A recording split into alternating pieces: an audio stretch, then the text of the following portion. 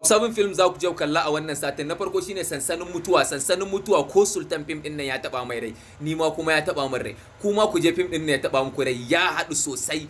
Film din nan na dade ma ban ji Sultan yayi magana akan film din da yace ya burge sa matuƙa kamar wannan bai kuranta sa. Film din yayi kyau sosai. Ku je ku kalle saboda mutum ne wanda yake faɗa akan familin sa, amma kuma rikicin da yake faruwa a familin ku je ku kalle me yake faruwa. Film din nan yayi kyau. Sai kuma bakin mugu ne saboda yana ba ma'aikata matuƙar wahala.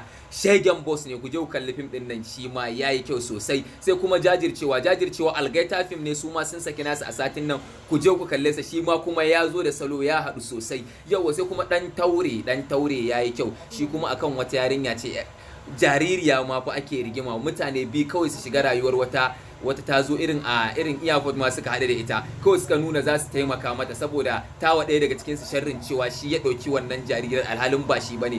Ƙarshe kuma su ce za su dafa mata akan su ɗauke ta a mota, kai ƙarshe ɗayan hararubin su ake a hannu saboda haɗuwar film ɗin nan ya haɗu sosai. Sai kuma shawuya shi kuma irin ƙaramin yaro ne haka, irin ƙaramin yaro ne yake wa 'yan gidansu ɗauki ɗaiɗai, sai ya kashe mutane sosai a cikin gidan nan.